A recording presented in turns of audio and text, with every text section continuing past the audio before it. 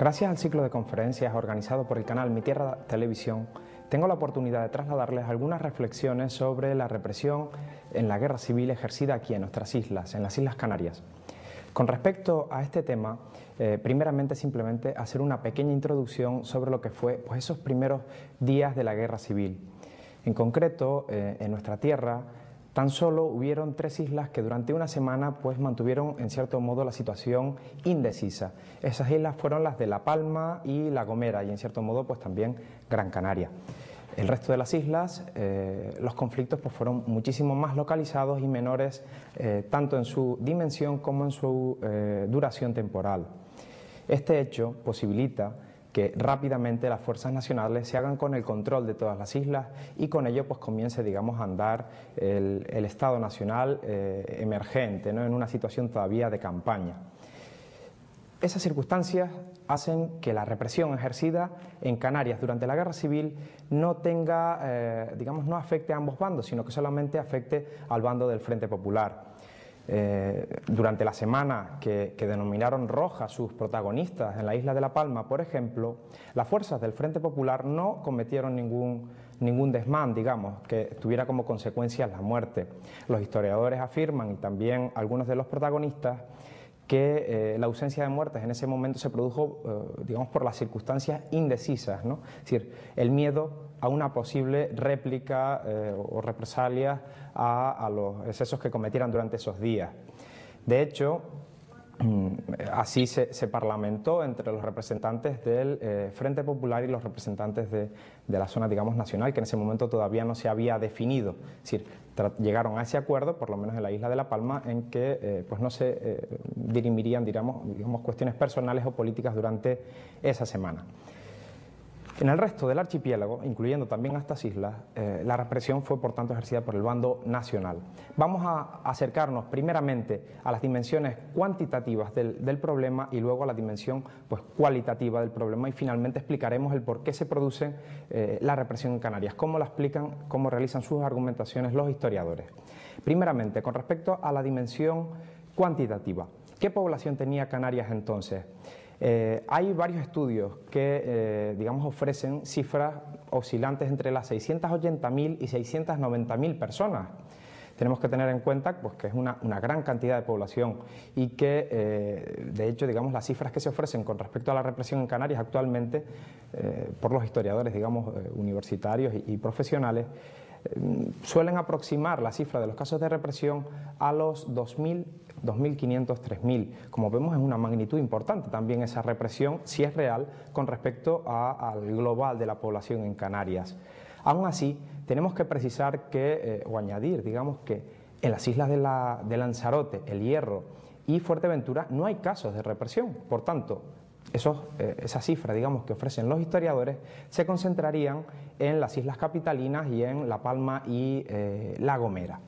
Bien, con respecto a la cuestión, del número de muertos que estamos tratando, ¿no? 2.500, 2.000, 3.000 personas, que sufrieron por cuestiones ideológicas, políticas, la represión en Canarias. Las cifras primeras que se ofrecieron distan mucho de ese número. En concreto, se aproximaban a las 300, 400 personas, es decir, las cifras que ofrece el bando franquista de su represión, la represión que ejerció durante la Guerra Civil. ¿Cómo es posible esta diferencia tan grande? Vamos a ir viendo progresivamente por qué se produce. Con respecto a los 300, 400, que son las cifras más correctas. Vamos luego, a precisar por qué. Muy bien. Y con respecto a la magnitud mayor, los 3.000, veremos que no existe la manera de contrastar que se hayan producido, en las islas una cifra tan elevada de muertos. Los muertos no aparecen, lo escribirán los propios historiadores. ¿Por qué no aparecen? Realmente no existen documentos, dicen algunos, no dejaron testimonio de esa represión, se hicieron desaparecer los cadáveres y por tanto no quedan rastros. Eso sería algo completamente excepcional dentro del proceder del bando nacional, en otros lugares, incluso en la propia Canarias, porque, eran conscientes de que la represión que realizaban se sometía, al orden, es decir, estaba justificada, o por lo menos ellos consideraban que estaba justificada, luego procedían conforme a justicia, en la mayoría de los casos, es decir, lo dejaban por escrito. tanto en nuestras islas como en el resto del país. Por tanto, digamos que sería algo excepcional, que hubieran borrado las pruebas, ¿no?, para no dejar muestra de esa represión. Muy bien. Tenemos que también tener en cuenta otra cuestión. ¿A quiénes contamos como represaliados? Si nos limitamos simplemente a la represión ejercida en nuestras islas, veremos que el problema tiene, digamos, ya unas explicaciones. Si nos limitamos a los canarios, tiene otras consecuencias. Y si incluimos no solo a los canarios, sino a los peninsulares o a aquellos que transitaron o tuvieron alguna relación con nuestro archipiélago, tiene otra explicación distinta. Y también las magnitudes varían, porque no es lo mismo contar solamente a los canarios, a los que vivían en Canarias, o al conjunto, digamos, es decir, aquellos que vivieron y que tuvieron alguna relación con nuestras islas. Si simplemente nos limitamos a aquellos que vivieron en Canarias, es decir, que padecieron represión en Canarias, el problema se explica de forma muy sencilla. El bando franquista, tal como dijera el antepasado del Elfidio Alonso, es decir, que llevaba el mismo nombre, Elfidio Alonso Rodríguez, el bando franquista era un bando de canallas que se limitaron, digamos, a matar, a ejecutar venganzas personales, políticas, etcétera, sin que hubiera ninguna reacción en su contra y que no tuviera ninguna justificación ese proceder. Claro, si tenemos en cuenta también las víctimas, digamos, canarias fuera de las islas, el problema adquiere otra dimensión y, curiosamente, nos ayuda a comprender mejor la guerra civil, esa dimensión. ¿Por qué? Porque también habría víctimas del bando nacional, entonces, es decir, nos daría un contrapeso, nos daría una explicación, nos introduciría dentro de la explicación de la represión y de la guerra civil en Canarias el contexto general, porque la represión no es un fenómeno, digamos, que solo se produjera en nuestra guerra civil, que solo afectara a los canarios. Tenemos que tener en cuenta que pues desde toda la historia, podemos centrarnos incluso en el siglo XIX, las guerras carlistas y contra los liberales, la represión era un fenómeno cotidiano que afectaba tanto digamos, a las personas de un bando como a las de otro, no se hacían prisioneros. Si nos acercamos a otros conflictos sucedidos durante el siglo XX, también vemos que las magnitudes son increíbles, es decir, dimensiones que exceden en mucho a las de la Guerra Civil Española y a las propias, lógicamente, de nuestro archipiélago. Si explicamos el problema simplemente mirando a estas islas en las que vivimos, estamos desenfocando completamente la guerra civil. Sería lo mismo que tratar de explicar la propia guerra civil simplemente observando nuestras islas. ¿Por qué?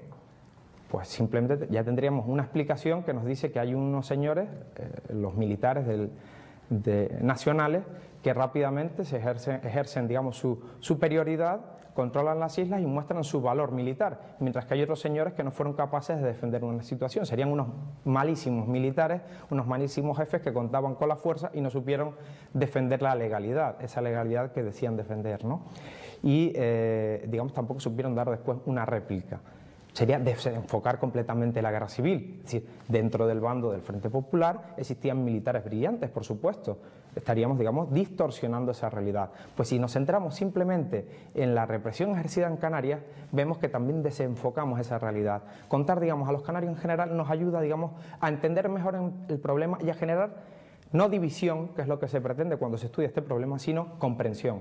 Es decir, es un problema que afecta a la sociedad en general, no solamente a aquellos que estaban marcados por una ideología, sino que afecta, digamos, a todas las clases sociales, a aquellos que tienen unas ideas, que tienen otras ideas políticas. Luego habría otro factor a la hora de tener en cuenta, digamos, lo que es la represión en la guerra. La distribución de las cifras a lo largo de la contienda. Se concentran concretamente en los primeros meses de la guerra. No es lo mismo, digamos, la represión ejercida en el año 39 y posteriores, es decir, una vez se ha acabado la guerra civil, que la represión ejercida durante la guerra civil. En esos 3 años se están percibiendo constantemente los fenómenos que acaecen más allá de nuestras islas, es decir, lo que sucede en Sevilla, lo que sucede en Madrid en concreto, ¿no? Un lugar donde tantos canarios fallecieron durante la guerra, pues como consecuencia de vivir en este lugar. Tenemos que tener en cuenta también, digamos, la dimensión cualitativa del fenómeno. Si nos aproximamos a esta dimensión, tenemos que tocar aspectos como los campos de concentración, o llamados campos de concentración, los barcos prisión, las condiciones en esos lugares. Vamos a ir progresivamente aproximándonos. Si nos referimos a los campos de concentración, con esa expresión ya se quiere introducir cierto valor en lo que allí se produjo. Siempre asociamos esa expresión a lo que acaece en Alemania durante la Segunda Guerra Mundial, lugares como Gusen, Mauthausen donde fallecen una cantidad enorme de personas, en especial judíos, como tantas veces se nos hace tener presente, ¿no? Es más, de hecho, nuestro gobierno de Canarias incluye en su página web, cuando habla de la guerra civil y de la represión que allí sucede, listas de canarios detenidos en los campos alemanes. Y eso no es casual, es decir, se pretende establecer un paralelismo entre lo que sucede en Alemania y lo que sucede en nuestras islas, nuevamente desenfocando el problema. Si tenemos en cuenta las narraciones de los presos, es decir, que nos dan, digamos, nos hacen vivir en cierto modo lo que allí acaeció, vemos que la realidad es bastante distinta. Aquí no hay ni cámaras de gas, por supuesto, ni otro tipo de mecanismos que conlleven, digamos, la supresión en masa de la población. Es más, de hecho, algunos de los presos allí detenidos nos cuentan que tenían periódicos, que eran capaces de elaborar un periódico que se distribuía entre los presos que vivían en estos campos, o que sobrevivían, mejor dicho, que tenían una alimentación sí limitada, concreta, muy escasa, pero que aún así seguían siendo, digamos, alimentados en una coyuntura de guerra, que recibían clases de matemáticas, que recibían clases de lengua, que recibían clases de esperanto por propios compañeros. Eso nos está dando, digamos, a entender que la vida en esos campos no era precisamente las imágenes que tenemos asociadas a los campos alemanes, por supuesto, ¿no? Tenemos que tener en cuenta otras cosas, es decir, hay diferencias entre unos campos y otros. Si atendemos a los mayores, digamos, a los de las islas capitalinas, Gran Canaria y Tenerife, vemos que estos, digamos, eran centros de tránsito, ¿no?, para los presos. Muchos de ellos también fueron a parar a la laguna. ¿Tenemos que contar esos presos? Eso también habría que pensarlo, ¿no? Es decir, si contamos aquellos que fallecieron más allá de nuestras islas en tránsito, ¿no? Y si eso sería imputable, digamos, a las personas que viven en Canarias. Bien, en concreto, esos campos estaban situados en los salones de Faifes, en Santa Cruz y en Gran Canaria, en la isleta. En el resto de las islas y en estas islas también existían campos menores, lugares donde se recluía, pues, provisionalmente a aquellos desafectos al régimen, ¿no? Bien, luego habría otro lugar que también se ha tratado de, digamos, utilizar ideológicamente, los barcos prisión. ¿Qué son los barcos prisión? El archipiélago flotante del puerto de Santa Cruz de Tenerife. Esos barcos, digamos, serían el lugar de reclusión para un buen número de presos y servirían para proteger el puerto de Santa Cruz de cualquier ataque, digamos, extranjero que tratara de tomarlo. En concreto, pues serían siete barcos, Santa Rosa de Lima, etcétera, donde también circulaban periódicos, curiosamente, como recogen algunos de estos presos. También, digamos, recibían, pues, una alimentación adecuada al tiempo de guerra, lógicamente, es decir, que no existía una presión policial, digamos, una presión represiva en estos lugares, tanto en los campos de concentración como en los barcos prisión. De hecho, se muestra como algo excepcional de Canarias en los escritos de nuestros historiadores, es decir, como si fuera algo que afecta especialmente a Canarias y que muestra, digamos, una crueldad especial en nuestro archipiélago. No es así. Sabemos muy bien que el bando nacional, los nacionales, utilizaron este sistema en otros lugares de toda la península. Y de hecho, no solo el bando nacional, también, digamos, el Frente Popular. El Frente Popular, es más, utilizó estos barcos como el lugar de fusilamiento. Tenemos casos sangrantes como son los de Alicante, Barcelona, Bilbao, Santander, es decir, un montón de puertos donde estos barcos no sirvieron de lugar de concentración, es decir, de reclusión, sino de lugar de ejecución, lugar para la muerte. Y eso no debemos olvidarlo. Es decir, si tratamos de distorsionar el problema simplemente mirando a Canarias, nos daremos cuenta de que estamos olvidando buena parte del fenómeno. ¿Por qué lo hacemos? Esa será, digamos, la parte final de nuestra charla. Tenemos que atender también a, digamos, a ese porqué. A por qué se produce la represión en las islas. Hay varios niveles de explicación. En concreto, los historiadores, atinadamente el profesor Osvaldo Brito, nos habla de los focos de resistencia. En primer lugar, sería el fenómeno más importante a la hora de la represión. Luego, las cuestiones, digamos, ideológicas. Y, finalmente, las cuestiones que tienen que ver con una motivación, digamos, práctica. Es decir, estamos en una situación de guerra, es necesario asegurar la retaguardia. Y, por tanto, habrá buena parte de la represión que tenga, pues, esa circunstancia, ¿no? Es decir, se producen por estas motivaciones. En concreto, veamos por partes estos asuntos, ¿no? Los focos de resistencia. De hecho, son los lugares donde más represión se ejerce, es decir, la mayoría de los casos de represión tienen como motivación la resistencia a la sublevación. Esos serían los casos de La Palma, los casos de Gran Canaria, los casos de Tenerife o de La Gomera.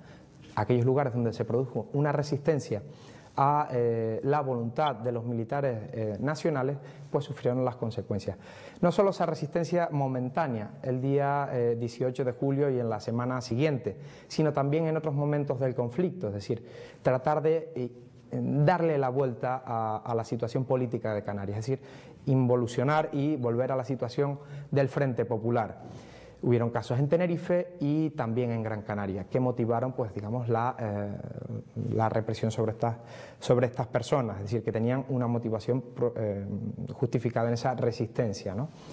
Bien, en concreto en La Palma es un caso llamativo porque durante la Semana Roja no se producen víctimas del bando nacional, mientras que sí no se pueden producir lógicamente del Frente Popular. En esta semana, según nos cuentan los historiadores, existe una especie de situación idílica. El Frente Popular, sus organizaciones trataron de mantener la legalidad y el orden. Sabemos, por esos mismos libros, en otras páginas que quizás están un poco más escondidas, que no fue así. La situación no fue tan idílica. Se produjeron detenciones de falangistas, se produjeron detenciones de los llamados derechistas. Se hostigó al gobernador, al delegado del gobierno. Se le dio armas al pueblo, mejor dicho, al pueblo, a las organizaciones sindicales, a las organizaciones políticas del Frente Popular, para que mantuvieran el control de la situación durante esos días.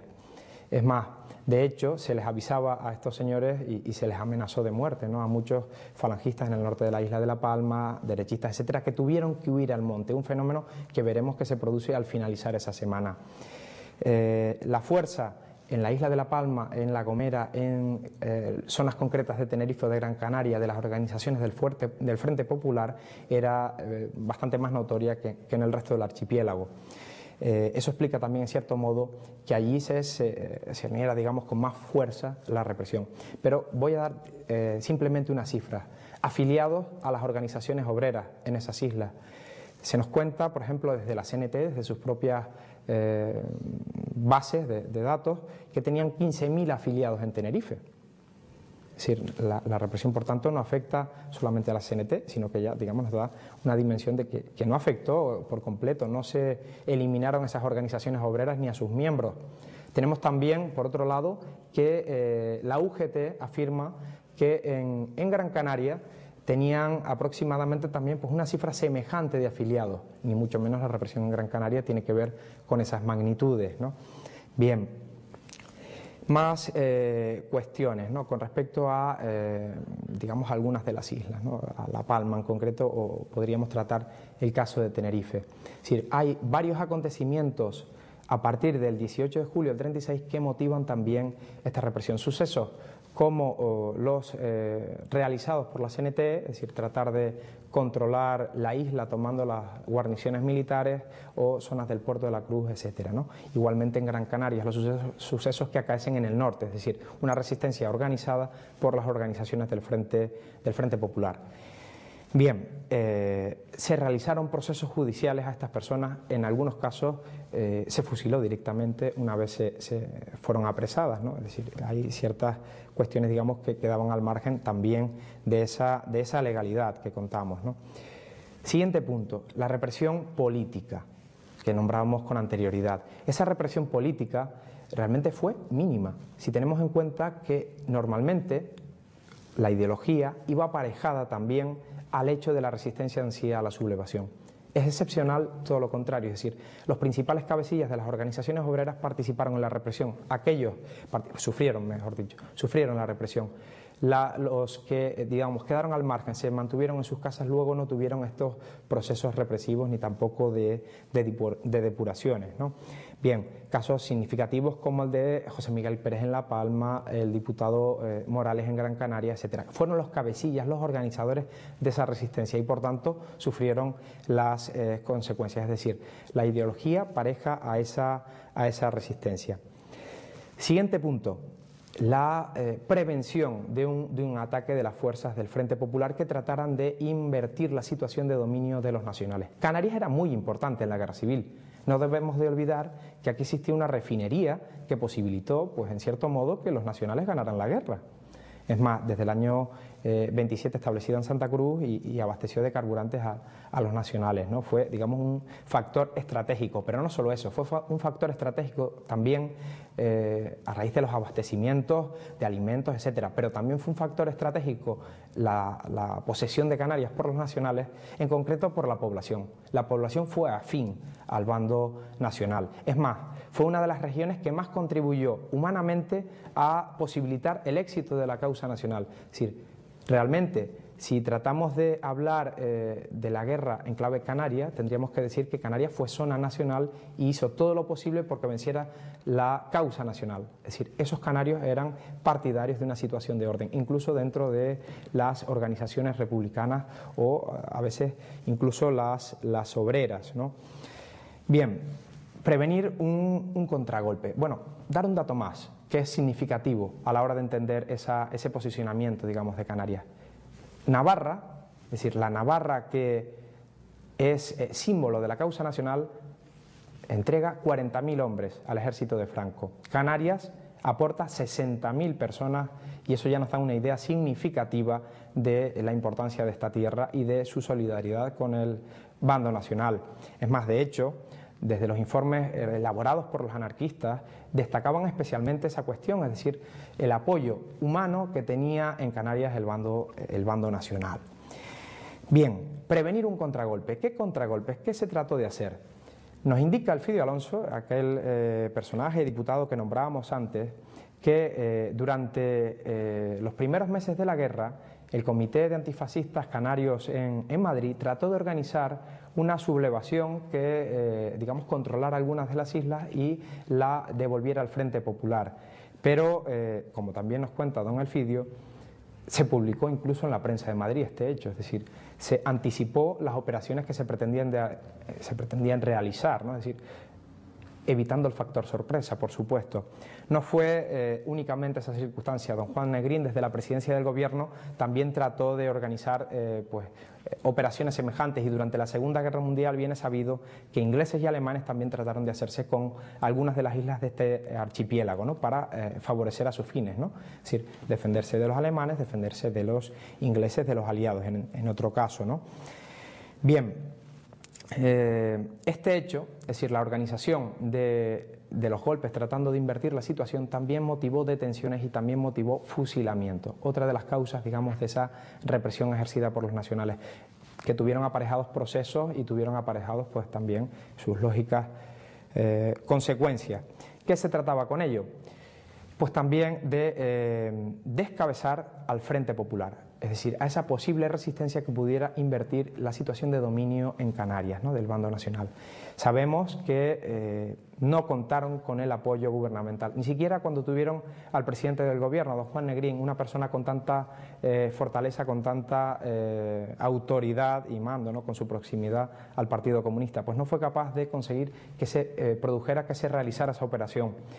¿Por qué? Tenemos informes de anarquistas como Vidal Aravid que cuentan, digamos, que Canarias era plaza segura de la zona nacional. Es decir, era completamente un territorio, digamos, entregado a la causa nacional. Nos cuentan los historiadores canarios que muchos fueron los soldados que marcharon obligados al frente. Los procesos posteriores, es decir, por haberse pasado de bando, no dan muestra de esa falta de apoyo a la causa nacional.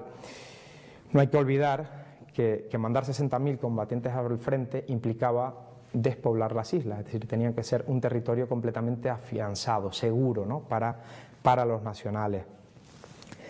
Pero claro, la represión no solo tiene esa justificación que nos han dado los historiadores, hay otras causas previas que nos hacen entender mejor el problema. Durante la República y en los meses de gobierno del Frente Popular especialmente, se produjeron acontecimientos en Canarias que tuvieron consecuencias posteriores en la Guerra Civil y sufrieron, digamos, la respuesta judicial una vez que los nacionales pudieron ejercer el poder. Tenemos cuestiones como el asesinato del presidente de la Audiencia, cosas que se ignoran, esa república idílica en Canarias, ¿dónde está? Es ¿cierto? El señor Fernández Díaz fue asesinado mientras ejercía de forma provisional de gobernador civil. Tenemos otros asesinatos durante esos meses que se concretan entre febrero del 36 y julio del 36, asesinatos políticos también, detenciones políticas. Es decir, Canarias no era ni mucho menos un territorio idílico, compartía la misma problemática que la península. Es más, si nos retrotraemos a meses anteriores, veremos que desde el comienzo, es decir, igual que en la península se produce en mayo del 31 las primeras quemas de conventos, tenemos que en Canarias la autoridad tiene que evitar la quema de conventos en la laguna, tiene que evitar también sucesos en el seminario. Los seminaristas fueron desalojados pretendiendo quemar su edificio, es decir, vemos que son acontecimientos semejantes. No aparece por ninguna parte esa república idílica, en ese aspecto, incluso en el aspecto relacionado con la Iglesia, pero tampoco en el aspecto social. El número de huelgas en Canarias era semejante a las ocurridas en el resto del Estado.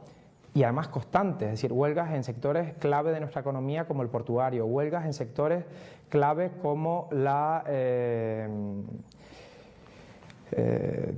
arquitectura, etcétera, es decir, de la construcción, perdón. Es decir, huelgas en, digamos, sectores básicos de nuestra economía, en el campo, en la zona del Puerto de la Cruz, en la zona de la Orotava, incluso apoyadas desde el poder. Ese fue el hecho decisivo que provocó que los llamados burgueses o empresarios, dieran un paso atrás y se dieran cuenta, de la verdadera senda que recorría el gobierno izquierdista, el gobierno del Frente Popular, es decir, el control absoluto de lo que era la producción.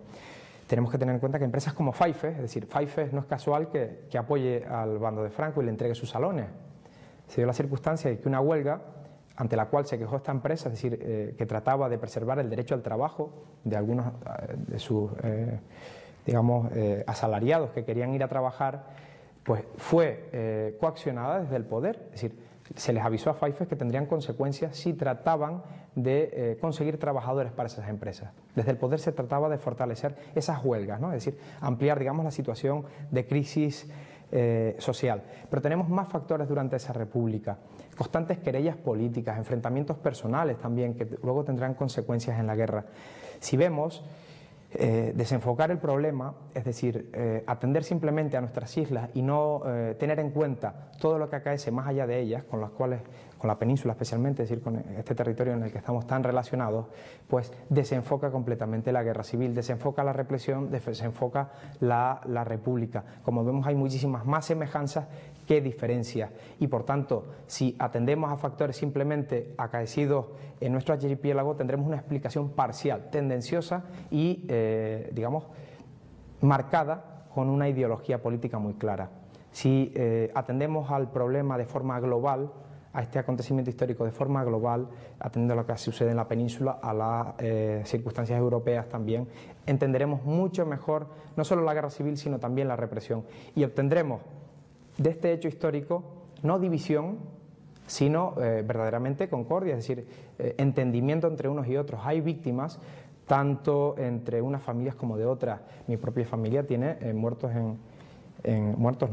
detenidos en un bando y también en el otro, es decir, no es algo excepcional, sino que es algo general, y no podemos utilizar la represión en la guerra civil, la propia guerra civil, como un arma política. ¿Por qué se hace? Tratando de deslegitimar las opciones políticas, que no estaban representadas en ese Frente Popular, crear las condiciones para generar nuevamente ese clima de exclusión, que es lo que tenemos que evitar. Pues nada, simplemente con esto agradecer al canal Mi Tierra Televisión la oportunidad que me ha dado de expresarles, de transmitirles estas reflexiones, ideas generales sobre la represión. Muchísimas gracias.